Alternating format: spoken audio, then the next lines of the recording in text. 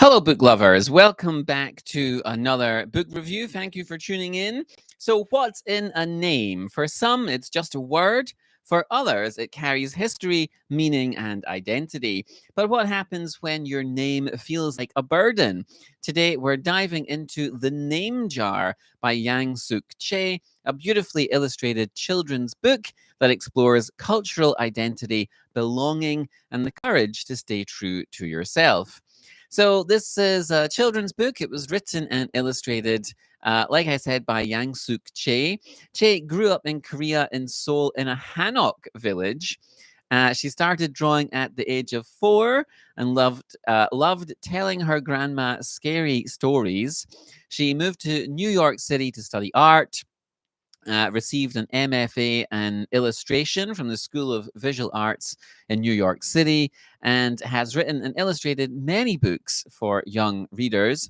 Her books have been acclaimed as Best of the Best by the Chicago Public Library, included on the American Library Association Notable Book List, selected by PBS Reading Rainbow, and she has also received the International Reading Association's Children's Book Award. So, very highly acclaimed. And The Name Jar was actually her first published book. It's the story of a middle school Korean girl called Yoonhae, who moves to America, and it's about the challenges she faces trying to adapt to a new country. So, what types of problems does she experience upon arriving in America? The story is concerned with her name, which she thinks about changing because her new classmates seem to have trouble pronouncing her name, Yoonhae. The first section of the book describes the emotional turbulence of moving to a new country, a new city, and a new school. And but for Yoonhae, one of the most challenging and upsetting aspects of this experience is her name. On the first day on the school bus, the kids ask her what her name is. When she tells them, she's teased because they think it sounds strange and they can't pronounce it.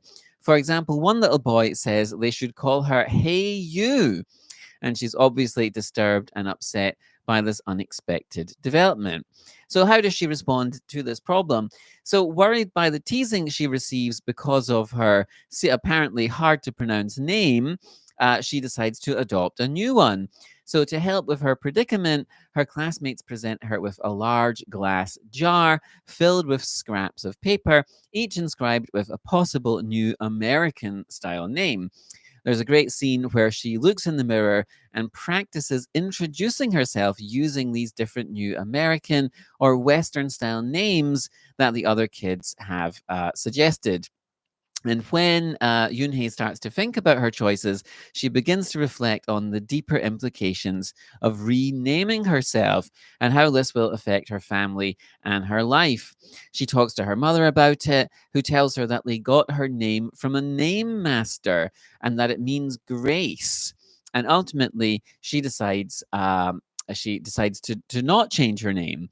So, what inspired Che to write this story? So, the name jar is drawn from Che's own past. And Che actually has an interesting TED talk where she talks about her inspiration for storytelling in general. And like I mentioned, she grew up in this Hanok village community surrounded by close family and family friends and the sort of community people, neighborhood people, and her parents needed money, so they rented rooms in the house to other people. So there was always a variety of different people coming and going when she was a child. And even although she was discouraged from being an artist when she was young, living in the Hanok village, the Hanok village community, she says, fostered her storytelling ability, and it was like a window through which she could sort of view the world. And she says it taught her three things. One, in every story, a character faces a problem. She says, because our house there had lots of problems. Two, we don't know how the story will end. And three, no character stands alone. Even a hero needs help. And we can see all of these things in her book. So, who would I recommend this book to? So, it's beautifully poignant a beautifully poignant story that all children, I think, will be able to relate to. And Yoonhae's strength and courage at the end of the story is very inspirational. The illustrations are colorful and soft and do a good job of depicting the story. And I think the book will help children understand how children like Yoonhae feel, and could even teach them about self love and acceptance of others. And it introduces topics like having respect for other cultures, friendship, and various other things. So, very good book for younger, elementary school students.